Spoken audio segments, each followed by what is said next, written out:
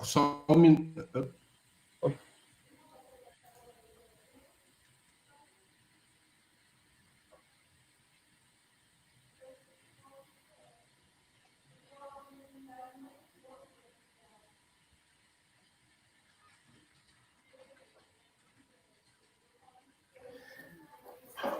Bom dia a todos. Estamos começando aí mais um webinar, que é o Energy Connection. O Energy Connection aqui, para quem está participando pela primeira vez, é um webinar que junta 3 hubs de inovação: o Energy Nest em BH, o Energy Hub no Rio de Janeiro e o Energy Hub em Curitiba, né?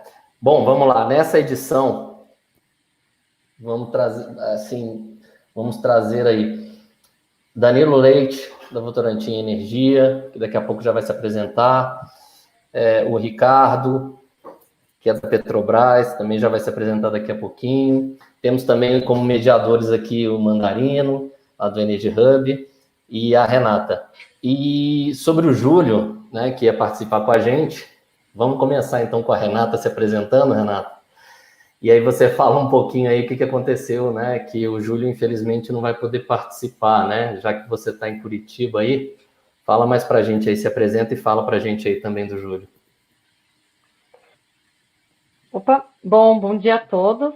É um prazer estar com vocês novamente, meus parceiros do Energy Connection.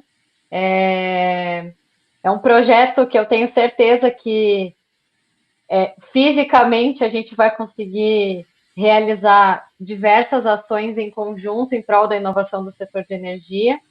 Bom, só falando um pouquinho do Energy Hub aqui de Curitiba, nós somos o primeiro hub de energia do Brasil com o intuito de promover a conexão de empresas para fomentar novos negócios. E aí, quando eu falo empresa, eu também incluo startups, mas eu falo de uma startup um pouco mais amadurecida para o mercado, que já tem alguma solução pronta para ser validada junto a uma empresa que atua no setor de energia. E aí, falando um pouco do Júlio, o que aconteceu ontem, não sei, acho que a maioria das pessoas devem ter acompanhado nas notícias, o sul do Brasil sofreu bastante com a mudança repentina do tempo e não só a cidade, mas o estado todo foi bastante afetado pela falta de energia por conta da tempestade, dos fortes ventos. E o Júlio, como ele é o superintendente da Copel Distribuição, ele achou, nós inclusive achamos mais prudente transferir a participação dele para dia 15, que é o nosso próximo encontro, para que ele também pudesse resolver essa emergência que acabou afetando inesperadamente diversos consumidores. Até o Júlio me ligou hoje de manhã e ele comentou que na história da Copel nunca havia sido registrado tantas unidades consumidoras sem energia, então, e acho que ainda Santa Catarina foi mais afetada do que o estado do Paraná, mas ele, ao longo da conversa, eu vou trazer alguns insights que ele comentou, que eu acho que vai poder também enriquecer nosso debate. Legal, Renata. Mandarino, pode apresentar o Energy Hub para a gente? Claro, lógico. Primeiro, bom dia aí, pessoal. Bom dia, obrigado aí, tanto a participação aí do Ricardo e do Danilo. Com certeza o Júlio Mori vai estar aí em pensamento, né? Tentando resolver a questão e falando, ele foi até o último minuto, né? Como a Renata falou, para estar aqui com a gente, fez um grande esforço, mas a gente mesmo falou, cara, fica focado aí, porque o problema é sério, é algo que você tem que, de alguma forma, aí, dar uma atenção e, com certeza, daqui a 15 dias, né, no dia 15/7, que a gente vai ter o próximo, a gente vai conseguir conversar bem aí, tranquilo, ele trazer aí os cases, né, de sucesso, né, que hoje a Copel tem, do ponto de vista de conexão com a inovação aberta, né. A gente tem 2 caras de peso aqui, que vão estar trazendo bastante insights aí no bate-papo que a gente teve, foi fantástico aí, eu acho que vai ser muito bom aí para a galera, né, que está aqui assistindo com a gente, né, então agradecer aí todo mundo que está conosco aí hoje na live. Falar rapidamente do Energy Hub. O Energy Hub ele é um hub de inovação, né, principalmente para promover inovação aberta no segmento de petróleo, né, e petróleo, né, a gente fala aí de óleo e gás, né, de energia como um todo, óleo e gás, energia elétrica e renováveis. E a ideia, de alguma forma, do Energy Hub é trazer desafios setoriais. Então, é uma visão complementar aos hubs que a gente está comentando aqui. Por quê? Porque, de alguma forma, você tem vários desafios, né, que existem na indústria, na indústria de energia, que são desafios comutáveis, que você pode, de alguma forma, trabalhar o desenvolvimento, né, junto com startups e pequenas empresas, para solucionar esse tipo de ação. Hoje, a gente tem, né, um quantitativo ainda pequeno de startups voltadas para a área de energia. Quando a gente olha aí as estatísticas ligadas aí à quantidade de startups no Brasil, a gente tem menos de 1% das startups hoje estão voltadas para o segmento de energia, então há um grande potencial para a gente poder atrair esse tipo de empreendedor, né, para trabalhar dentro, né, de soluções, né, voltadas aí para a cadeia de energia, como eu comentei. O segmento de energia como um todo, tanto principalmente óleo e gás, energias renováveis e elétrica, eles têm investimentos em verbas obrigatórias que têm muito potencial também de você migrar para o ecossistema empreendedor, que hoje ainda é feito de forma muito baixa, muito acanhada, né?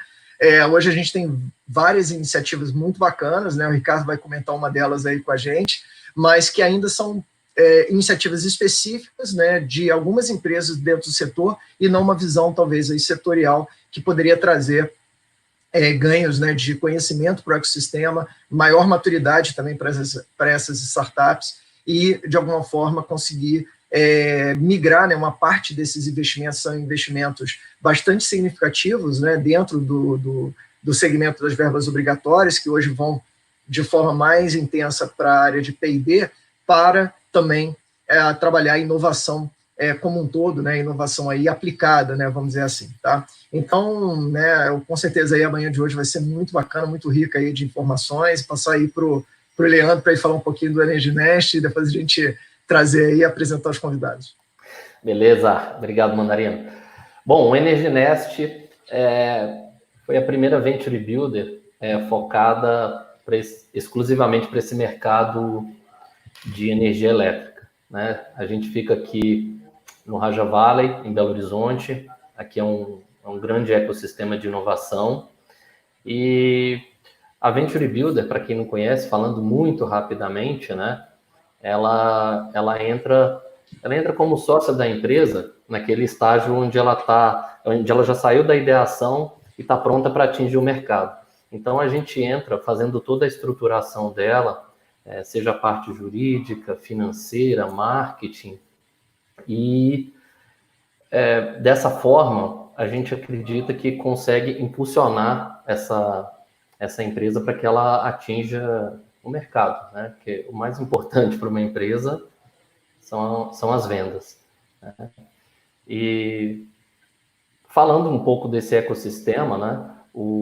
Como bem disse aí o Mandarino e a Renata, a importância do ecossistema é muito grande para que a gente consiga fomentar a inovação de uma maneira mais ampla, né? Trazendo vários players, sejam empresas, sejam startups, sejam universidade, né? E que eles consigam conviver juntos, né? Para que eles possam crescer assim de forma orgânica.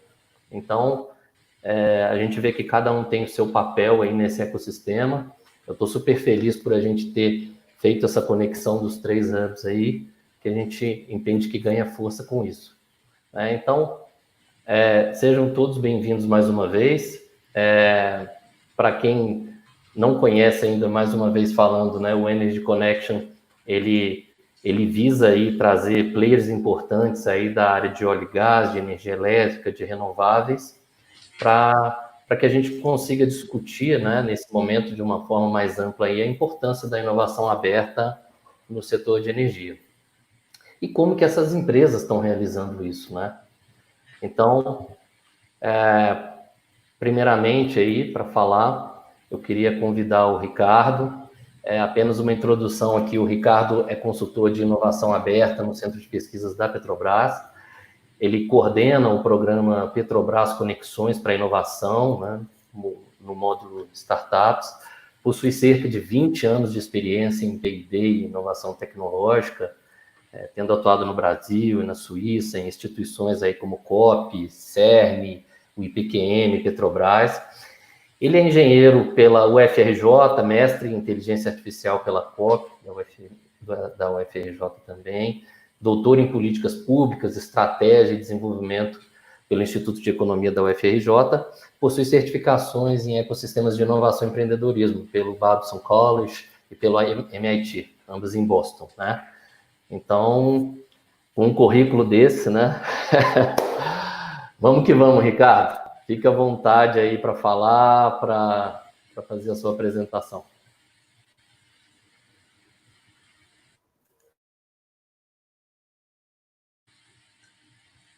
Tá no mudo aí, Ricardo, só tira aí. Ricardo, a sua apresentação já estou vendo ela aqui. Você fica à vontade aí para colocar ela no modo apresentação, tá bom?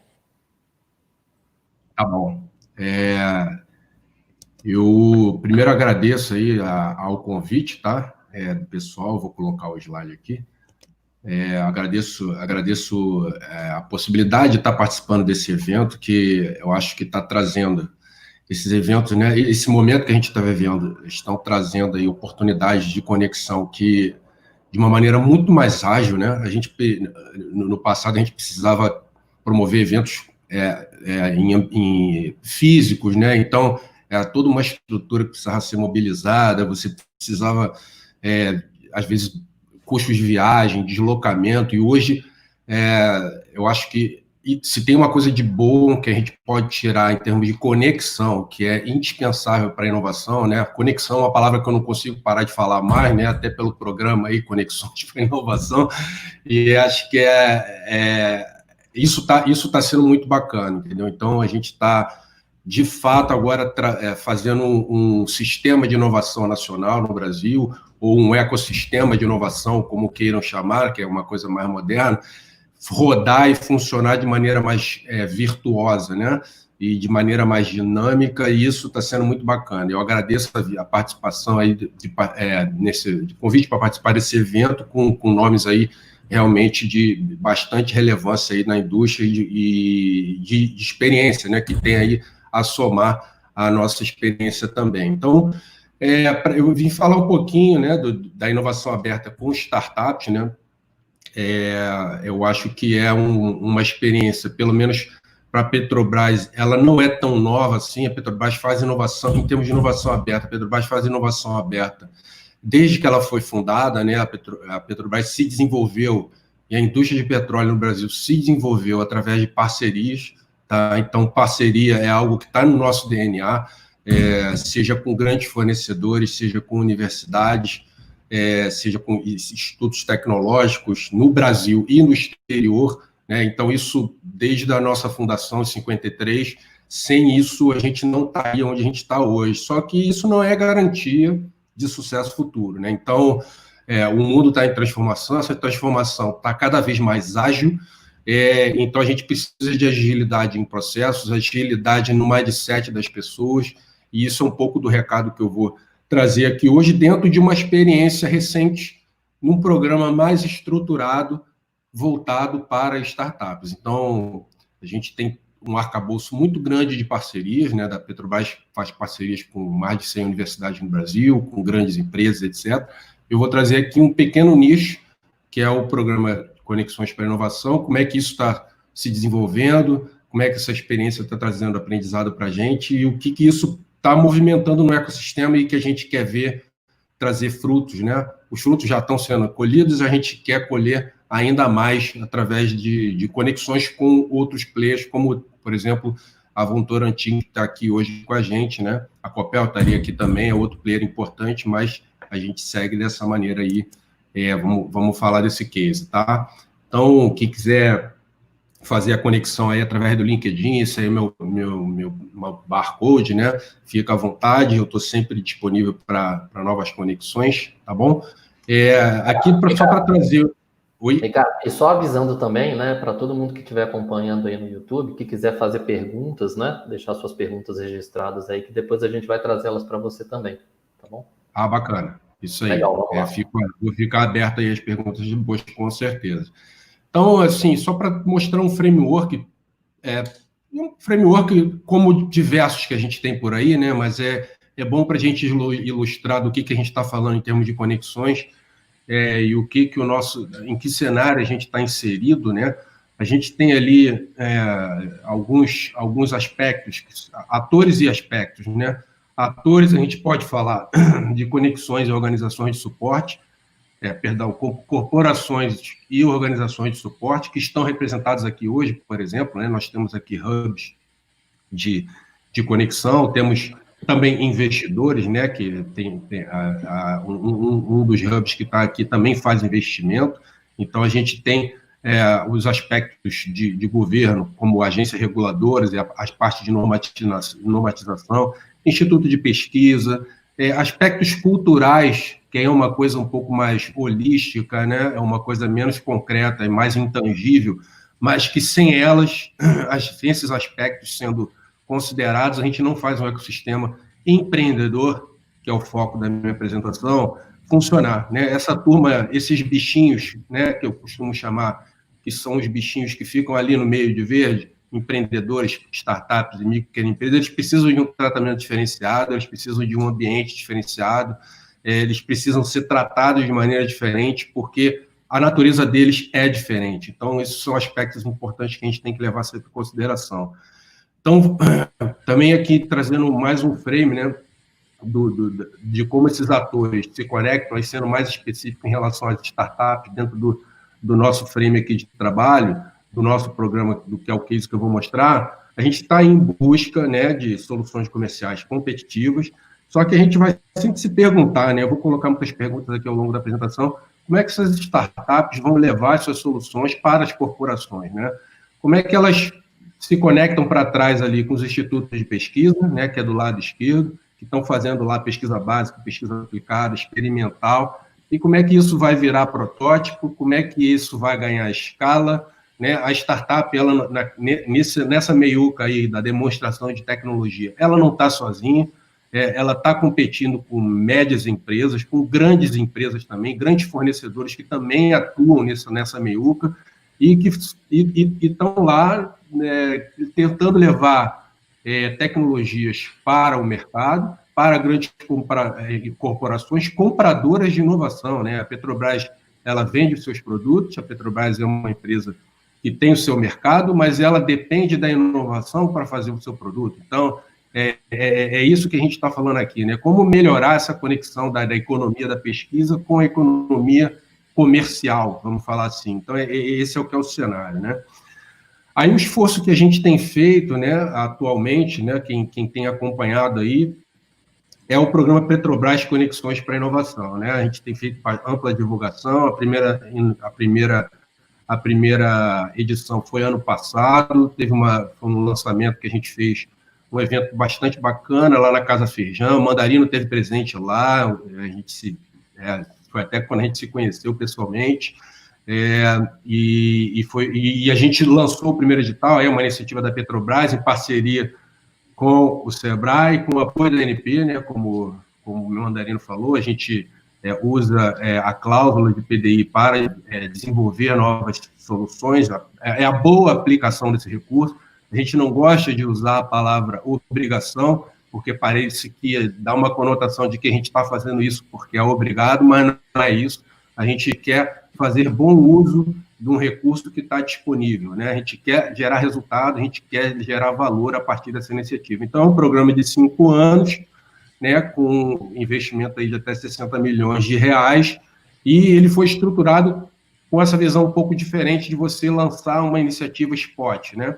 A gente quis criar um modelo onde a gente reduz o custo de transação, de se conectar com um parceiro para lançar um edital único e depois ter que fazer uma nova conexão para lançar um novo edital. Então, a gente já tem uma previsibilidade, já tem uma conexão mais ágil ali, que é o parceiro, que é o Sebrae, que uma vez que as demandas da Petrobras estejam mapeadas, a gente já lança o edital e já vai colocando tudo no mercado, né?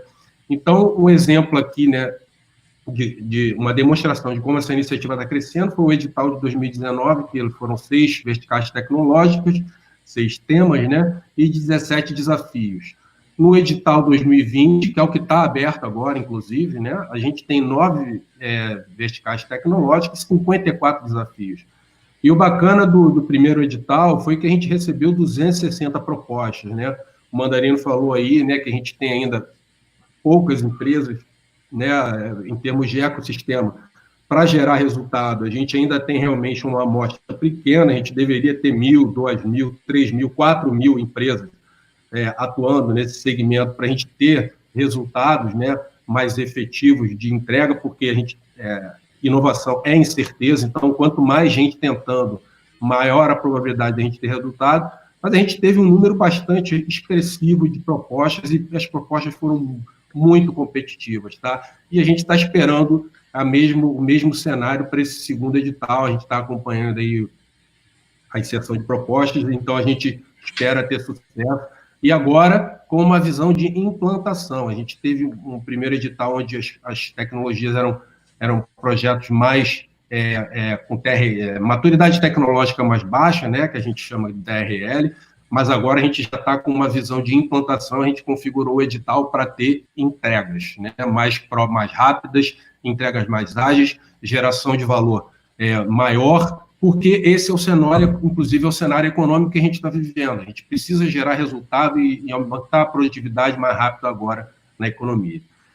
Então, aqui, os atores, né, exemplificando os atores que estão envolvidos, a gente tem a Petrobras, a gente tem o Sebrae como uma organização de suporte que nos ajudam a conectar com os empreendedores, as startups, através do lançamento do edital, a contratação dos projetos, o acompanhamento dos projetos. Então, o Sebrae é importante para a gente nessa conexão, né, diminuindo aí o gargalo, né, o gap que existe entre uma startup e uma grande corporação. Então, o Sebrae está aí com esse papel de suavizar essa conexão, e instituto de pesquisa que também podem participar aí como parceiros das empresas.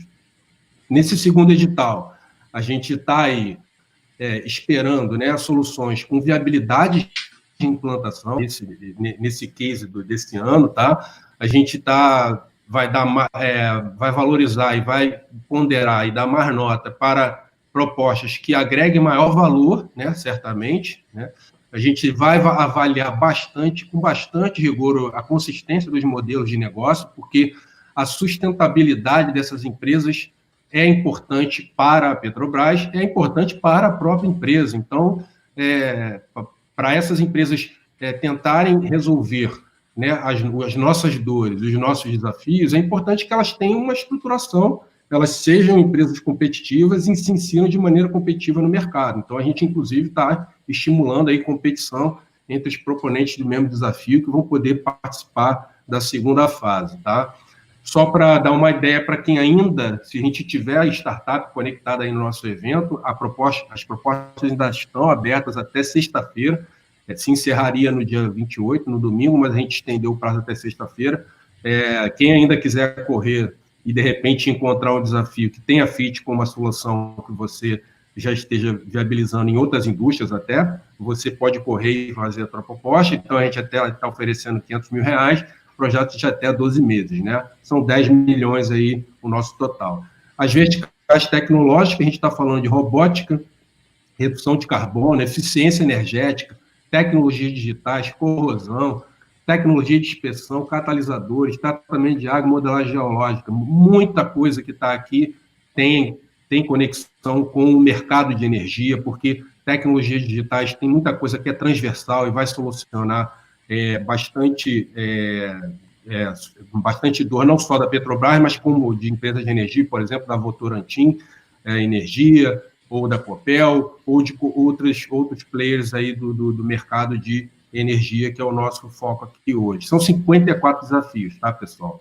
Então, quem quiser aí saber mais sobre a iniciativa, esse é o nosso portal, tá? Petrobras ali com um pontinho mesmo entre o R e o A. né, conexões para inovação, vocês vão ter todo o histórico do ano passado e como é que a iniciativa desse ano está funcionando e o acesso ao portal do edital, inclusive. Tá?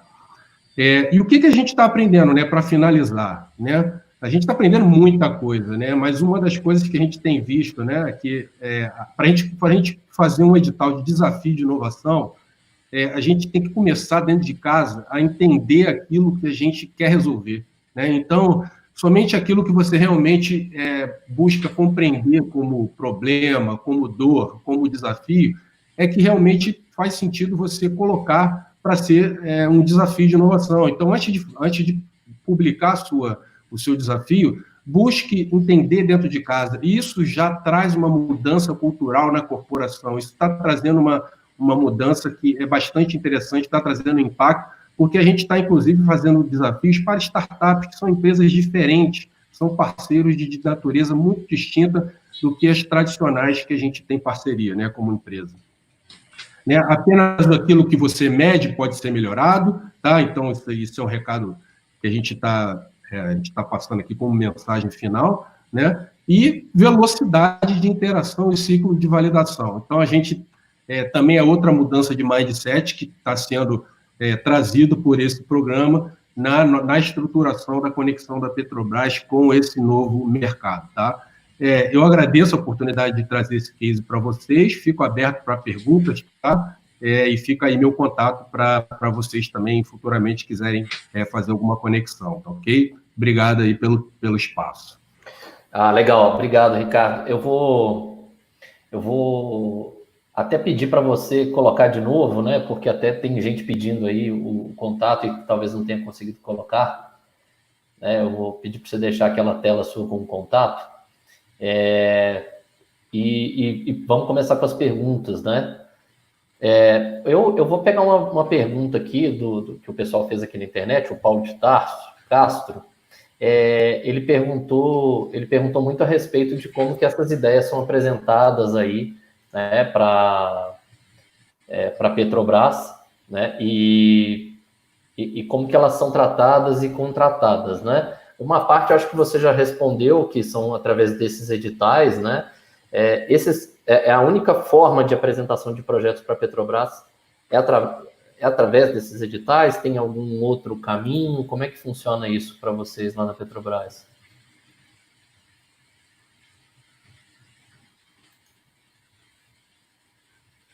Tá no mudo, Ricardo. Perdão, pessoal. Então, assim, eu apresentei o case do Conexões para Inovação, que o instrumento e o mecanismo que a gente usa é o edital. Então, o edital tem todo o seu arcabouço, tem toda a sua liturgia ali de como a conexão é feita, tá? Então, eu não preciso explicar muito, basta você entrar lá no portal do edital, vocês vão saber como fazer, como isso é feito e como isso se torna uma parceria depois. Mas a Petrobras faz termo de cooperação tecnológica com universidades, com grandes empresas. Essas propostas podem ser feitas através do nosso portal de Ciência e Tecnologia. Se você digitar no Google aí, Ciência e Tecnologia Petrobras, você vai cair direto do nosso... Eu nunca tenho o endereço de cabeça, mas quando você coloca no Google Ciência e Tecnologia Petrobras, você cai direto no nosso portal lá, e lá tem os canais onde vocês podem apresentar propostas de solução que vocês enxerguem que possa ser uma dor da Petrobras, ou vocês queiram realmente demonstrar alguma coisa para os nossos pesquisadores no Centro de Pesquisas, que é onde eu trabalho, tá? Eu trabalho no Centro de Pesquisa e Inovação da Petrobras, que é o CEMPES, lá no Rio. Então, essa é uma forma de conectar com a gente.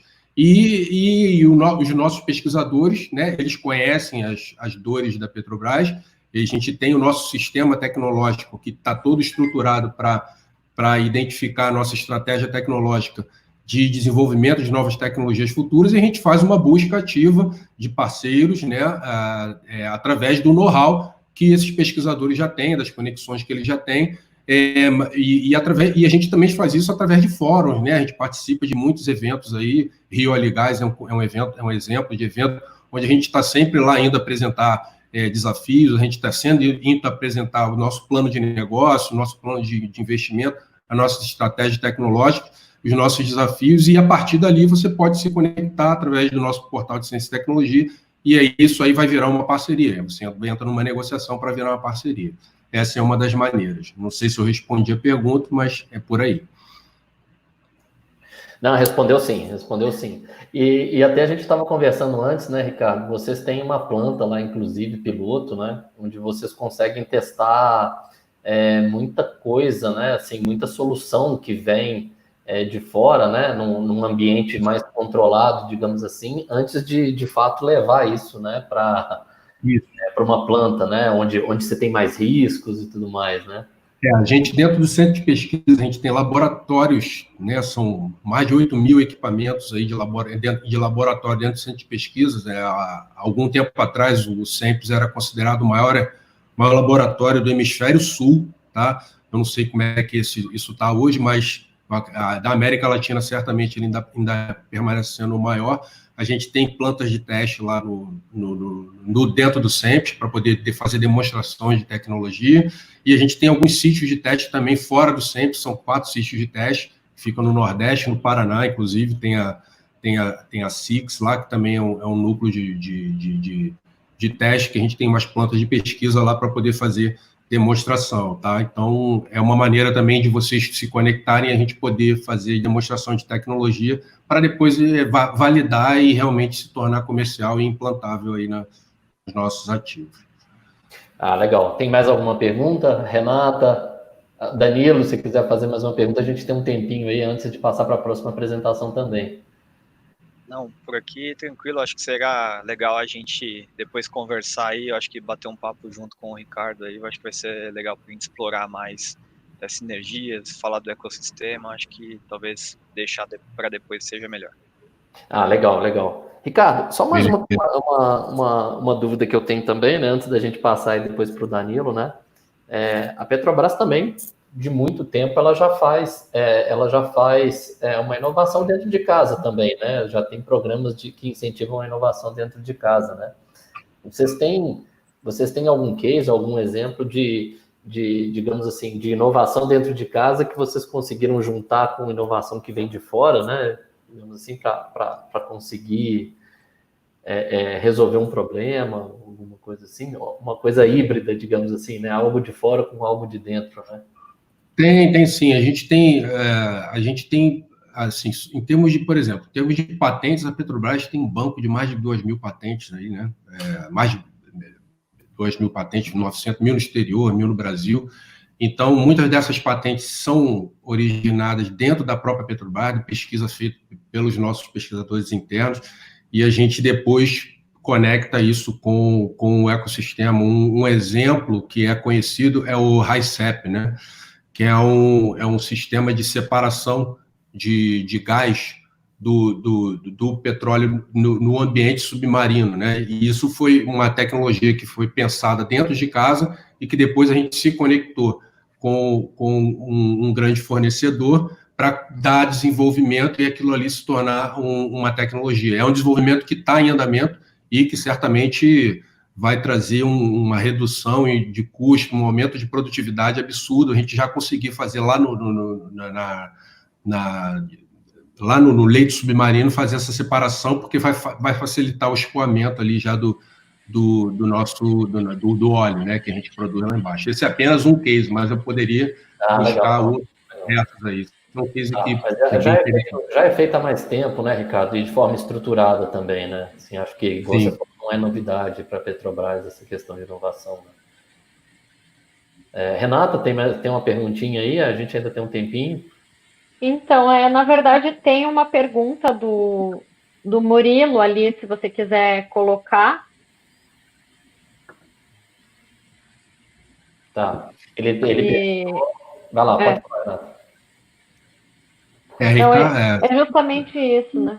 Ele está perguntando se as inovações elas têm possibilidade de despertar novos modelos de negócio para a Petrobras. Eu acredito que, assim, até vou dar meu comentário antes do Ricardo responder, eu acredito que esses editais que têm sido formados, não só pela Petrobras, mas também como outras concessionárias de energia que a gente vê por aí, é justamente para ampliar um pouco o campo de visão da instituição. para que justamente ela possa implementar soluções mais eficientes e que justamente possam trazer resultados, até mesmo virar novos negócios no futuro, né? Eu acredito que seja isso também. Então, Ricardo, se você quiser comentar. Eu faço um complemento na seguinte linha, né? Se a gente voltar no conceito de inovação aberta, né? O conceito original, né? A gente tem lá aquele funil da inovação, então é justamente como é que a gente faz, né? A gente pega o nosso conhecimento interno, traz ideias externas, coloca no pipeline de inovação, aquilo pode ser direcionado para resolver uma solução, uma dor específica, que já é do nosso core business, mas no processo de desenvolvimento da tecnologia, você pode ter spin-offs, você pode ter transbordamentos, spillovers, que o pessoal chama, que é intrínseco ao processo de busca de soluções. Você pode, de repente, no meio do caminho, encontrar algo que, opa, peraí, isso aqui é algo que pode se tornar um novo negócio. Por que a gente não abre uma frente de desenvolvimento para uma nova atuação de negócio? A gente tem uma área de novos negócios dentro da companhia e ela vai estar atenta a esse tipo de oportunidade. Então, o desenvolvimento da inovação, né, no conceito, se a gente pegar a história do desenvolvimento da tecnologia, de diversas empresas, diversas indústrias, muitas indústrias nasceram, né, a Intel, por exemplo, né, é um exemplo de uma empresa que saiu de outra, né, a Qualcomm é uma empresa que saiu de outra. Então, pegando aí na indústria de eletrônica, né, tem muitos cases dessa natureza. Então, por que não na indústria de petróleo e de energia isso não pode acontecer? Com certeza é possível acontecer, sim, pela própria natureza intrínseca do processo de inovação. Tá? A inovação leva a essas oportunidades, sim. Pô, legal, Ricardo. Leandro, tem um espacinho de uma pergunta aí, Leandro, ainda, rapidinho, para o Ricardo. Eu acho que é legal. O Ricardo, ele mostrou ali uma evolução muito grande ali das temáticas, né, dos desafios. Eu acho que muito pelo esforço, né, e também pelo track record, né, que a gente chama ali, de olhar e isso despertar também para dentro da companhia a visão de você colocar esses desafios, né? Então, naturalmente, os gestores, né, começam a enxergar, pô, cara, será que isso aqui é algo que vai funcionar? Não, funcionou primeiro. Agora a gente já vê, né, muita gente aderindo, né, porque obviamente esses desafios não saíram aí só da cabeça do Ricardo, foi muito trabalho aí que foi feito dentro, né, da corporação para estimular as várias áreas da Petrobras a colocarem seus desafios. Eu acho que isso acontece muito também com outras empresas, né? Eu acho que o Danilo, pegando até um gancho, o Danilo vai falar bastante sobre isso, né? Como é que a gente conecta esses desafios de uma grande corporação, né, que tem várias unidades de negócio. Mas eu queria te perguntar uma coisa que é um pouco recorrente, né? E a gente viu isso no webinar anterior. Qual a importância do grupo 1 da companhia, do C-Level, vamos dizer assim, patrocinar o processo de inovação, né? Para você, né, isso dentro, né, desse conceito, né, como é que hoje a Petrobras tem, né, tido, né, ou tem visualizado essa questão, e para você, se isso é uma alavanca e um fator crítico aí de sucesso para programas de inovação? Mandarino, excelente pergunta, e não tem como a inovação ir à frente se o board de qualquer empresa, né, não vou nem falar da Petrobras, de qualquer empresa, não estiver aberto a criar um ambiente interno propício à experimentação, propício a novas ideias, ao intraempreendedorismo, vamos falar assim. Tá? Esse programa, Conexões para a Inovação, eu posso falar por experiência própria, é um case profissional meu, tá? De intraempreendedorismo, porque eu trabalho nele desde 2017, foram as primeiras ideias. Depois de 2018, a gente começou a desenvolver um modelo de negócio, porque para a Petrobras não é fácil você fazer certos programas, certas conexões. Por ser uma empresa de sociedade de economia mista, a gente precisa respeitar uma série de questões. Então, se eu não tivesse tido o patrocínio dos executivos da Petrobras, esse programa não estaria aqui onde está hoje. Tá? E o próprio crescimento dele, de você poder colocar mais desafios, se abrir mais a Petrobras, é uma abertura, né? O processo de inovação aberta da Petrobras aumentando a partir de conexão com startups. Então, ele tem o patrocínio da diretoria, né? O meu diretor, o Nicolas Simone, né?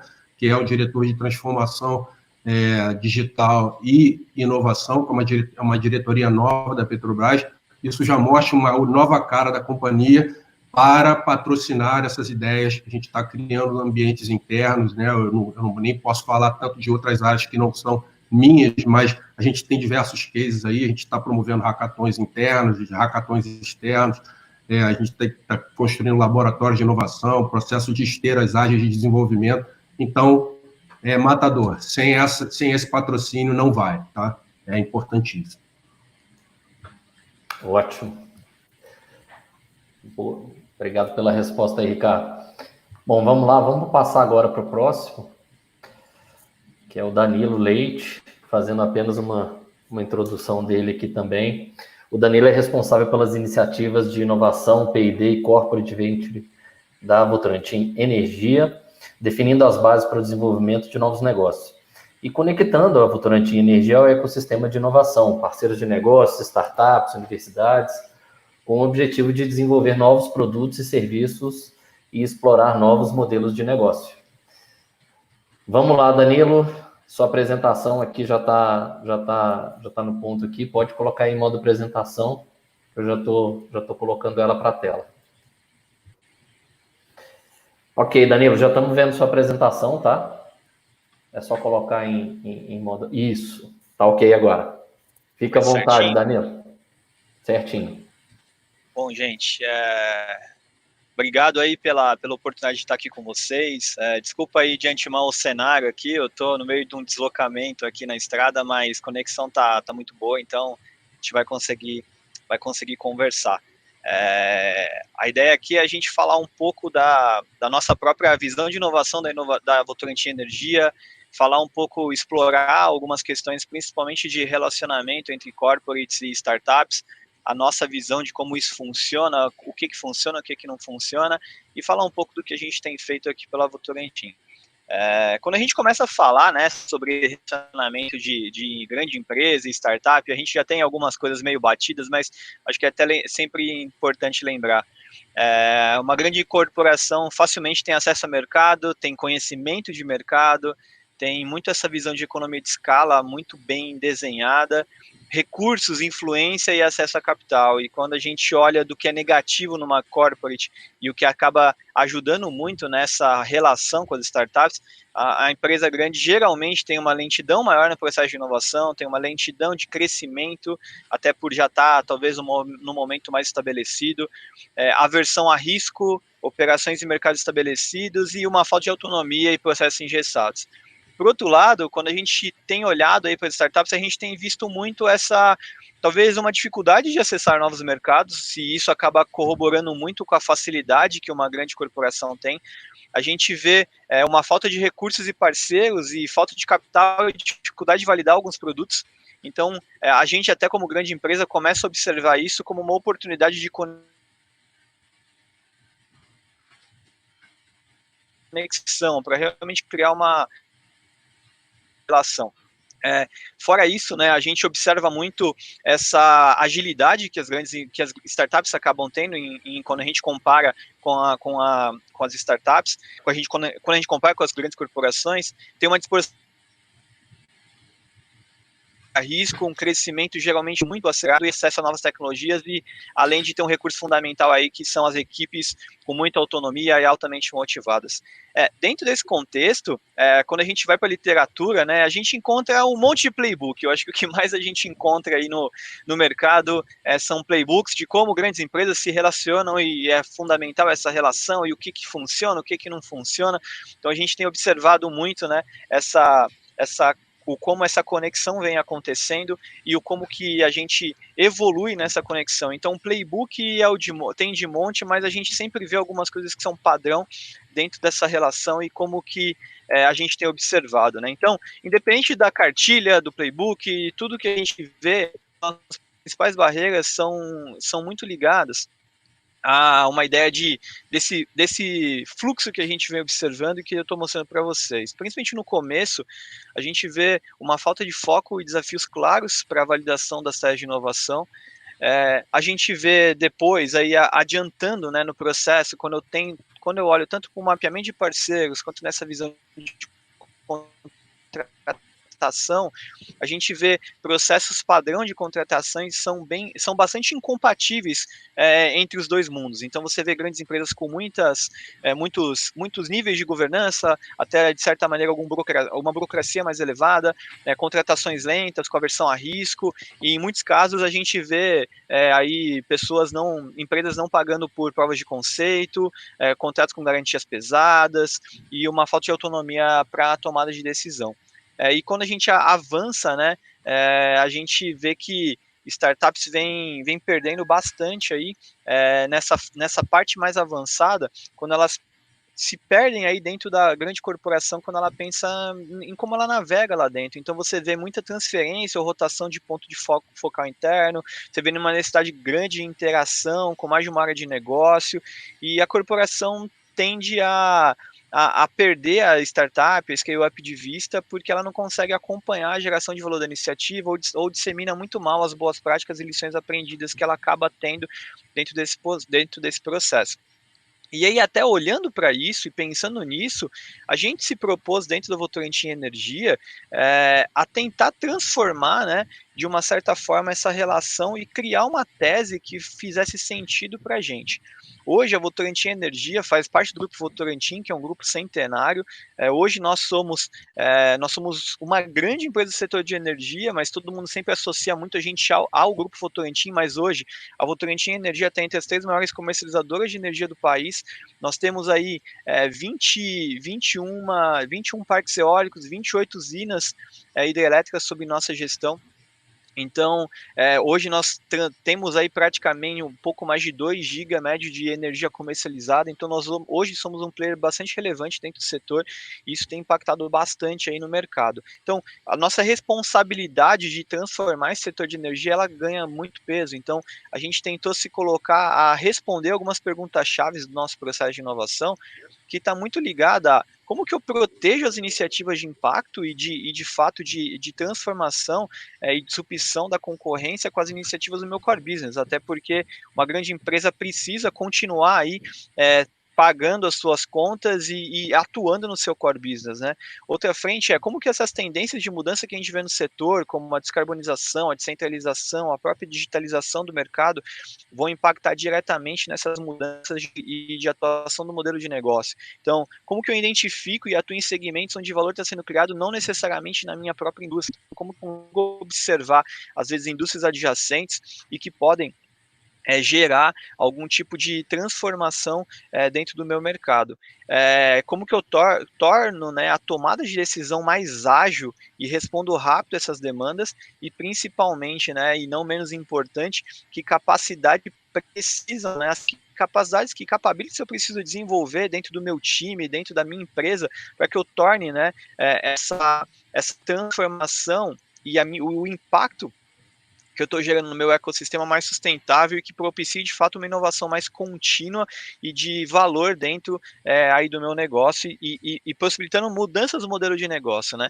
Então, pensando nisso, a área de inovação, ela é uma área na Votorantim muito jovem. A gente tinha aí algumas frentes diferentes de inovação dentro da empresa, muito mais focadas na área técnica e tudo mais, e há pouco mais de um ano, essa área foi transferida para dentro de uma diretoria de estratégia de inovação, e que hoje responde diretamente para o nosso presidente. O Ricardo até comentou tem que ter apoio de C-Level, tem que ter de fato esse impacto dentro da organização, e hoje a gente pode ter o privilégio de dizer que a gente sim tem isso, e a gente tentou criar dentro da empresa e entender qual que era o nosso principal propósito, né? Então, hoje a gente se posiciona muito dessa forma, sendo alavanca de transformação e evolução do mercado de energia, atuando como agente catalisador de mudança, potencializando a eficiência operacional e explorando novas fronteiras e modelos de negócio.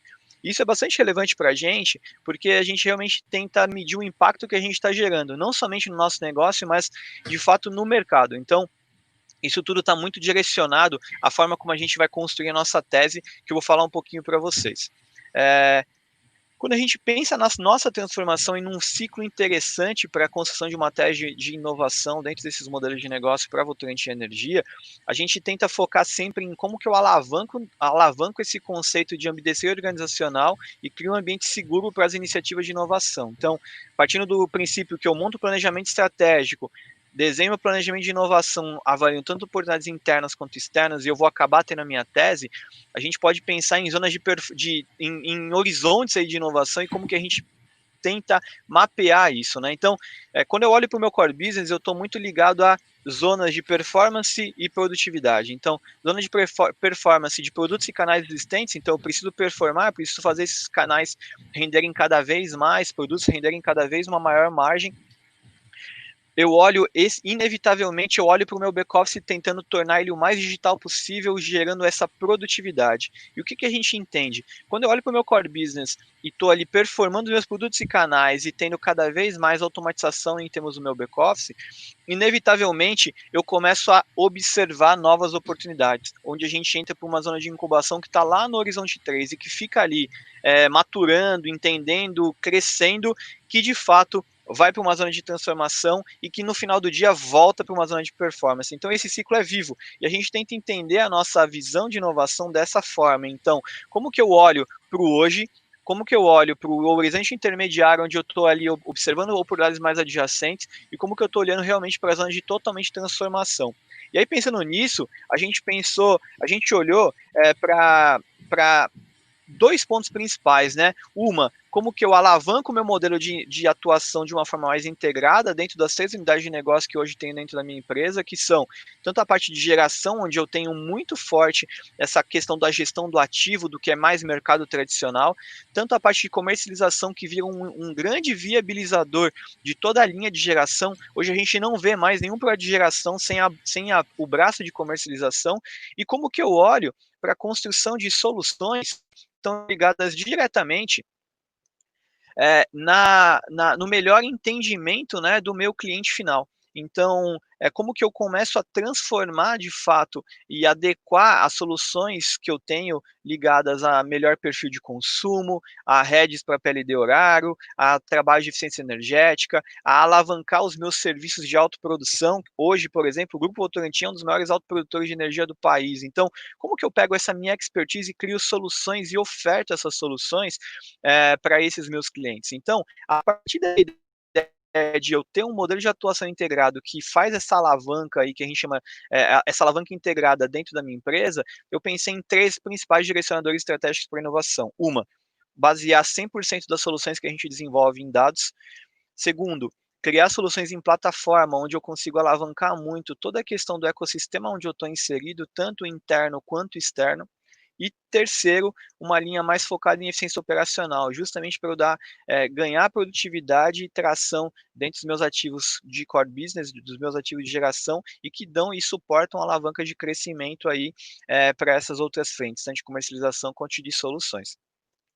E aí, partindo disso, né, partindo desse princípio, a gente criou aí uma nossa plataforma hoje, ela se compõe dentro dessas 4 vertentes principais, que está ligada tanto a parte de desenvolvimento de cultura, porque a gente não consegue fazer isso se eu não tiver times de fato engajados e capacitados, então a gente desenvolve fortemente essa questão, tenta buscar muito essa questão de como que eu transformo meu modelo organizacional, como eu crio capacitação interessante e válida dentro desse contexto de transformação.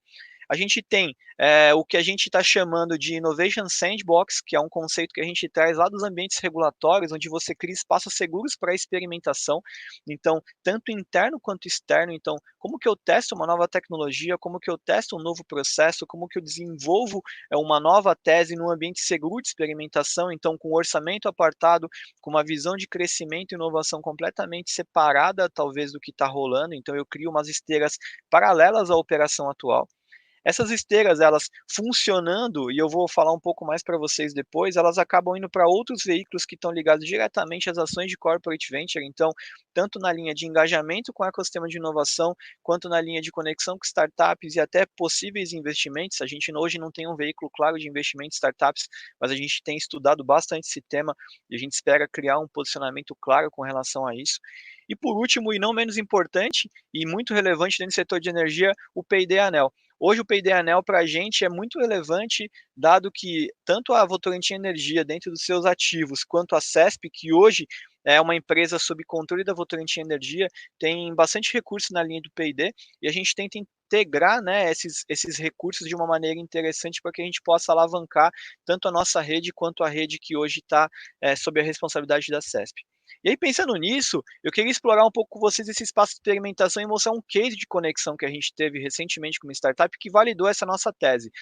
Diferentemente do que o Ricardo comentou da Petrobras, a gente ainda não tem um programa específico, a gente não tem uma frente aberta, mas a gente está organizando isso até pela jovialidade aí que a gente tem da área de inovação da Votorantim Energia, mas o que eu vou contar para vocês é o que acabou validando mesmo a nossa tese de inovação e que está fazendo com que a gente, para esse ano de 2020, tenha muitas novidades aí para aparecer nesse próximo semestre. Então, quando a gente pensa nesse Innovation Sandbox, é uma linha muito mais ligada a como que eu crio um espaço seguro para experimentação, validação de problemas, teste de tecnologias, sendo um provedor de funding em construção de novos serviços e modelos de negócio. Então, a ideia aqui é que a gente realmente crie um espaço seguro de experimentação, onde a área de inovação cria um pipeline de projetos pilotos, seja internos ou seja até com o próprio ecossistema. Passamos aí dentro de ciclos mesmo do que a gente vê aí das melhores teorias possíveis de inovação, de Lean Startup, de Design Thinking, muito mais para tentar criar, né, ter insights, descobrir aí dentro do processo, testar e criar de fato MVPs, e dando certo, a gente faz o handover para nossas áreas de negócio. E isso como habilitador principal, muita frente de metodologia, de capacitação e funding adequado. Então, tanto na frente do P&D, quanto na frente do próprio orçamento da área de inovação, ou até outras possíveis fontes de fomento. E aí o melhor case que a gente pode ter, foi um case que até teve alguma publicidade aí no ano passado, principalmente, que foi o case com a Navarra. A Navarra era uma startup bastante early stage, focada no segmento financeiro, e essa conexão com eles fez com que a gente pudesse ajudá-los a pivotar o negócio deles e começar a explorar esse mercado de energia. Como a gente viu aí no começo, nas falas, o mercado de energia ainda é muito pobre em deal flow, em empresas aí disponíveis e empreendendo dentro do setor e ajudando a resolver os principais problemas do setor. E aí, até pensando nisso, a gente se vê muito na linha de como que eu desenvolvo o ecossistema. Então, como que eu busco aí um caminho interessante para ajudar o ecossistema e trabalhar nos principais ganhos que ele pode gerar. E a gente tentou pegar um problema real, né? A gente pegou um problema que a gente tinha, que estava muito ligado a leilões de energia no curto prazo. Tradicionalmente, esses leilões eles são feitos de forma bastante manual, onde você tem um bid único, eu tenho uma oferta de energia na mesa de comercialização, eu mando um e-mail para várias contrapartes e eu recebo um e-mail com um bid único. A gente falou, poxa, dada a expertise da Navarra, que já trabalhava dentro do mercado financeiro, dado o que a gente tem de problemas, será que a gente consegue fazer algum tipo de associação dentro do mercado de energia e trazer um volume interessante de ganho e alavancar resultado dessa parceria? E a gente falou, olha, eu quero gerar agora então um processo mais competitivo, não apenas de bid único, eu quero possivelmente ter um maior aumento de volume e margem, dado que eu principalmente olho para esses leilões não são competitivos, então a tendência é que no processo competitivo eu consiga de fato alavancar esse recurso. Eu quero ter um tempo menor de registro de contratos e de fechamento desse leilão, uma vez que eu tenho automatização desse processo, que eu consigo fazer integração direta com a BBCE, fazendo boleta automática e fechando a negociação de uma maneira muito mais prática e automatizada, e dá muito mais segurança operacional e compliance, né, para o processo. Esse projeto com a gente conseguiu fazer aí um MVP bastante interessante no prazo de 6 meses. Investimos aí aproximadamente R$100 mil nessa POC, tanto com recurso mesmo para o desenvolvimento, quanto até em Smart Money. Então, nesse valor está muito incluído também as horas dos especialistas de energia que a gente já teve e que ajudaram muito a gente a trabalhar. E os resultados foram surpreendentes. Então, a gente pegou aí uma amostra aí de 11 leilões aí no ano passado. A gente transacionou aproximadamente 500 megawatt médio dentro da plataforma. A gente teve em certo momento 60 diferentes players bidando na plataforma ao mesmo tempo. Então, se você parte do princípio que você tinha um bid único por e-mail e agora você tem uma plataforma bidando 60 diferentes players ao mesmo tempo, é bastante relevante. A gente passou a processar os leilões em aproximadamente 1 hora, então por conta de toda a automatização do processo, e a gente foi numa linha de 15 bids por contraparte basicamente em média, antes eu tinha bid unique, como eu comentei com vocês.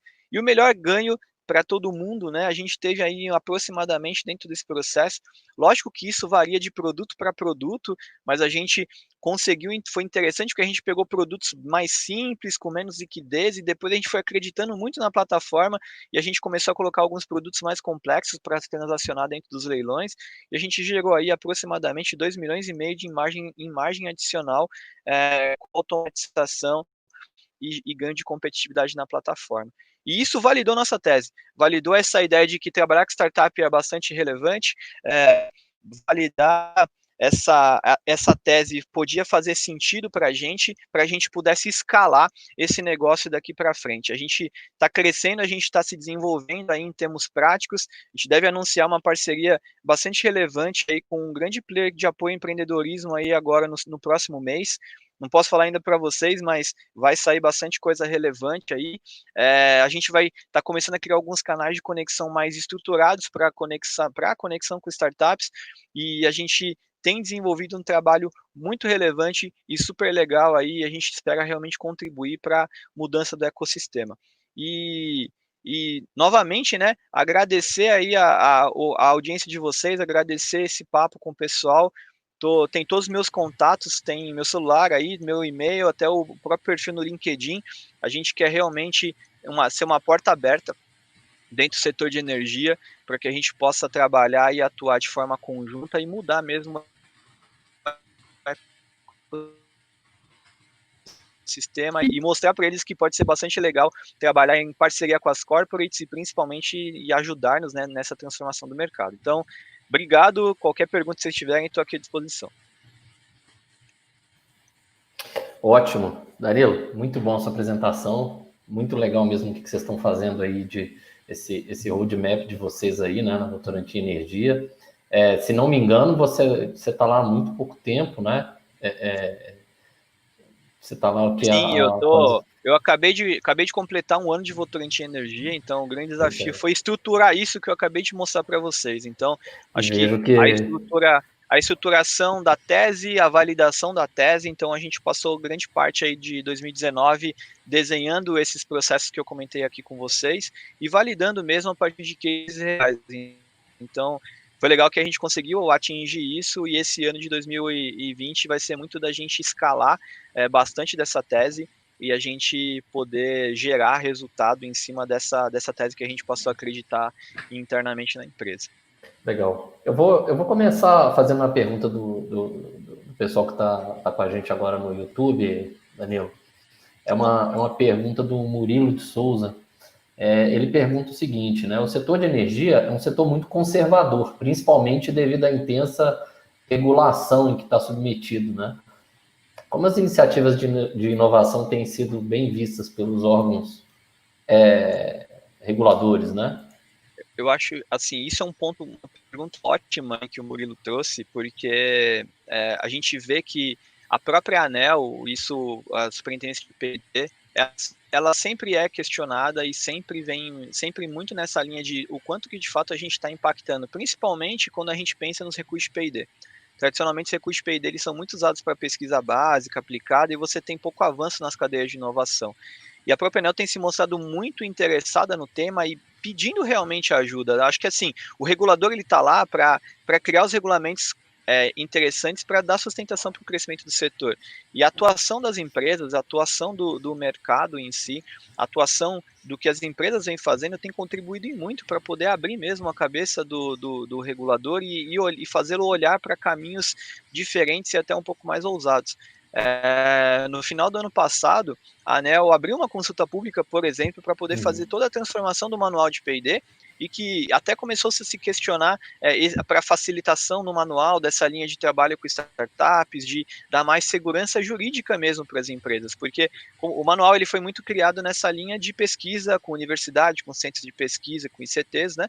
Mas hoje o regulador está muito aberto a conversar sobre inovação, a mudar regulamentos sobre inovação, e a gente tem visto com muito bons olhos aí o papel da ANEEL nos últimos tempos, de facilitação mesmo e menos de dificuldade. Então, eles têm facilitado muito o trabalho com a gente vê muitas iniciativas, né, surgindo aí por parte das empresas de energia nessa frente, e isso mostra mesmo que dado, como ele comentou, o mercado é bastante regulado, dado isso, ele vem evoluindo nas discussões.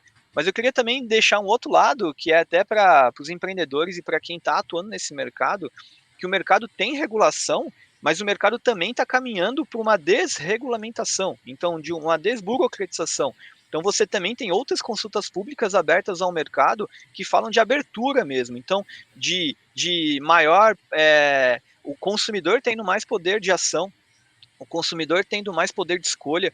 Então, a gente espera aí que, por exemplo, em 2024, a gente tenha uma abertura total do mercado. E isso é uma coisa que está acontecendo e está sendo realmente estudado. Então, numa dessa, eu gosto muito de fazer uma comparação que era o mercado de telecom há anos atrás, onde você tinha pouquíssimas empresas explorando o mercado, onde você tinha pouquíssimas empresas fechadas ali no mercado, e hoje você vê um nível de competitividade e de escolha do consumidor bastante amplo. A gente brinca na Votorantim Energia que o nosso maior objetivo é tornar a energia papo de bar, porque a gente realmente mudar a relação, né, das pessoas com a energia, e isso vai estar muito ligado a elas terem mais essa facilidade e entendimento do que é o mercado, entendimento de que elas têm poder de escolha, discutir os melhores provedores. Então isso vai abrindo muito espaço para novos modelos de negócio, para novos entrantes. Então, acho que olhar com mais carinho para o mercado e pensar menos na regulação talvez seja interessante também. Então, porque a regulação está lá para evoluir.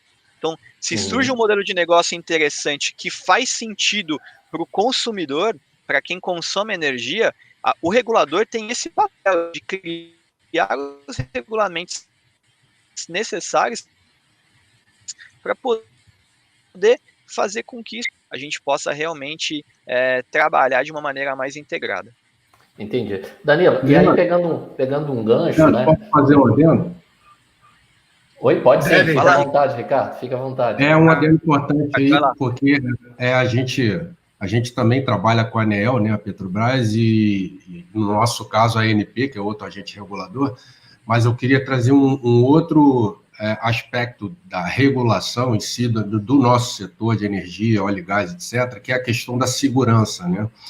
Então, assim, a inovação dentro de um ambiente onde você é muito regulado e muito normatizado em relação a aspectos de segurança de ativos, segurança de pessoas e segurança de meio ambiente, né, meio que é um confronto, né? Quer dizer, eu preciso inovar, eu preciso experimentar, porém eu tenho que estar preocupado com o meio ambiente, eu tenho que estar preocupado com os ativos, eu tenho que estar preocupado com a segurança das pessoas. E nosso ambiente ele é muito inóspito, e a gente tem que ter essa preocupação também. Então, do ponto de vista de inovação, os reguladores que estão do lado da Superintendência de P&D e Inovação das reguladoras, elas têm que ajudar também no seguinte sentido: como é que a gente cria novos ambientes para experimentação, os chamados test beds, né, que os americanos e os alemães nadam de braçada nesse tipo de ambiente, né, porque,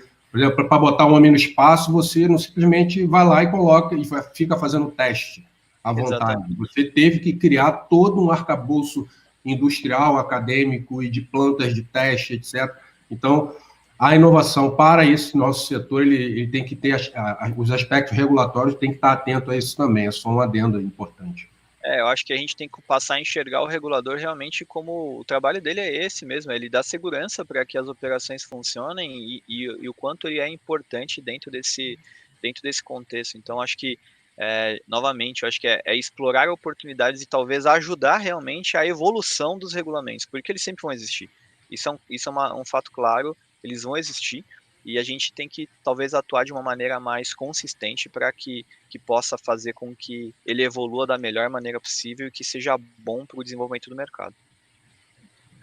Um ponto só para comentar isso aí, corroborar, eu vou colocar aqui na lista, né, hoje à noite, né, mais à tarde, né, vai ter exatamente um debate para falar sobre regulação no setor de óleo e gás, né, um pouco do que a gente estava falando, a ANEEL, né, tanto o P&D da ANEEL, ele já foi um P&D um pouco mais flexível, né, no sentido de conectar com startups. Isso vem acontecendo também no caso da ANP. A ANP vem se esforçando muito, né, para buscar criar, né, também esse ambiente de possibilidades, né, como o Ricardo comentou, que eu acho fundamental, né, quando você consegue trazer, né, essa possibilidade do agente regulador destravar aqueles pontos de tensão, né, dentro, né, do processo, eu acho que todo o ecossistema ele ganha, né, e isso é vamos dizer assim, uma ação, né, que você vai de alguma forma colocar. Então vou botar aqui o link também para o pessoal, né, que eu acho que vai ser um outro debate bem interessante, vai ter ali uma galera debatendo, vai estar o Renault, né, que é, né, uma das pessoas que ajudam, né, e estão lá à frente desse processo, que está muito motivado para tentar ajudar a destravar esse processo quando a gente fala aí do setor de óleo e gás. Então, acho que pode ser aí uma dica legal aí para a galera também. Vou colocar lá no chat. Boa. Sim. Eu vou finalizar com uma pergunta, Danilo. Eu acho que a gente já pode passar depois para a mesa redonda mesmo, para a gente discutir mais esses assuntos, né? É uma última pergunta aqui, complementando aqui, né? Que é o seguinte: a Votorantim, né? O grupo Votorantim, Danilo, ele sempre foi muito conhecido por ser um autoprodutor, né? Desde sempre buscar produzir sua própria energia, né? E num determinado momento ele entendeu que ele, tendo mais energia do que ele produz, ele de fato entrou de cabeça e a Votorantim Energia está, digamos assim, agora com uma estratégia de realmente, né? Não só está com uma estratégia, né? Mas já é um grande player no mercado no fornecimento de energia aí como alternativa às outras geradoras que já existiam há muito tempo, né? Dentro desse cenário, né? Eu trago aqui uma pergunta do Taylor Vasconcelos, né? Ele pergunta aqui, né, resumindo aqui, sobre os próximos investimentos aqui da Votorantim Energia em relação a fundos renováveis, o que hoje a Votorantim Energia tem como... Está no plano, né, da Votorantim Energia como investimentos aí para os próximos anos, né? Porque eu sei que agora ela não para mais, né? Ela vai cada vez buscar mais investimentos nessa área, né? Legal esse ponto. Acho que tem duas frentes que a gente tem olhado bastante. Solar, de uma maneira geral, uma tendência muito grande, só que a gente tem tentado, a gente sempre tenta ter uma responsabilidade do investimento que a gente quer fazer. Então, a gente percebe muito, a gente vinha acompanhando bastante questão de energia solar, por exemplo, e aí até com relação até mudança de regulamento e tudo mais que aconteceram, a gente já tinha lá atrás colocado isso como um ponto bastante relevante, porque era um gargalo muito forte. Então, se em algum momento muda a regulação, você está realmente muito exposto a qualquer tipo de investimento que você faz. Então, esse é um ponto bastante relevante. Então, a gente sim tem olhado para solar, mas a gente tem tentado pensar em alguns arranjos um pouco diferentes. Até tem uma outra consulta pública aberta recentemente, na qual nós fomos citados com relação à hibridização. Então, quando eu falo de hibridização, quando você pega um parque eólico, por exemplo, num local no Nordeste, por exemplo, que tem uma incidência bastante elevada de vento e também de sol, quando você olha as curvas de complementariedade, pensando na linha de manhã venta pouco e à noite venta muito, e de dia tem muita incidência solar e pouco vento, você começa a pensar muito em como que eu consigo gerar arranjos mais eficientes do ponto de vista de energia e também de operação do sistema. Então, querendo ou não, um parque eólico, ele, por exemplo, ele tem lá a transmissão, por exemplo, já desenhada para uma quantidade X de energia. E ele fica, de certa maneira, em algum momento, subutilizado justamente porque você não tem essa incidência 100% do tempo. Então, a gente tem olhado muito para essa frente de, além de parques solares de uma maneira consciente, né, e responsável em termos de investimento, a gente tem olhado para isso, mas a gente também tem olhado agora, nesse momento, para essa questão de hibridização dos parques mesmo. Então, e tentado influenciar inclusive ajudar, né, o regulador até na própria modificação dos regulamentos existentes, para que eu possa possibilitar que isso aconteça, porque hoje isso não está claro em termos de regulação mesmo, e existe até, inclusive, uma consulta pública aberta para justamente a gente evoluir nesse conceito. Então, pensando nisso, a gente tem olhado bastante para essa frente de energias focadas em solar, energias focadas em hibridização, e a gente tem começado também a pensar em arranjos um pouco mais complexos com inserção de baterias. Então, aí é uma hibridização cada vez maior. Então, a gente tenta sempre olhar em termos do modelo completo, né? Então, dificilmente eu vou olhar, e até porque, né, quando a gente olha para a própria evolução do mercado de energia, a tendência é que você perca valor no longuíssimo prazo da questão do ativo por ele somente. Então, por quê? Porque você está indo numa linha que o mercado vai caminhar para a energia não mais ser o fim, mas ser o meio. Então, como que eu começo a gerar valor agregado a partir da energia que estou gerando? Então, se eu quero partir disso, eu tenho que gerar a energia com o menor custo possível, tanto de operação quanto de produção mesmo do megawatt ali. Então, a gente está muito nessa linha de pensar tanto nessa questão de hibridização, como eu comentei, de inserção de tecnologia para gerar a melhor opção possível em termos de operação mesmo. Então, na linha do que a gente comentou, operação cada vez mais eficiente, baseada em dados e gerando serviços a partir de plataformas cada vez mais complexas. E pegando um gancho, né, acho que o papel da regulação nisso, né, ela tem que ser de dar segurança, né, para esses investimentos que são feitos, né. Igual você falou, são investimentos às vezes altos, que você está colocando um investimento talvez até maior por conta da inovação em si, né? Mas que você tem que ter segurança, né? Para que a regulação não mude de uma hora para outra e você simplesmente perca todo o seu business, né? Isso é natural até da evolução do próprio mercado. Então, por exemplo, se você for pegar até pela própria evolução do custo de tecnologia, todos os novos leilões hoje na Califórnia já estão valendo a pena. Isso é dado que saiu recentemente no BNEF, né, no Bloomberg, do Energy Finance lá da Bloomberg. Todos os leilões agora já fazem sentido você hibridizar bateria mais solar. Então, assim, por quê? Porque o custo de tecnologia está caindo drasticamente.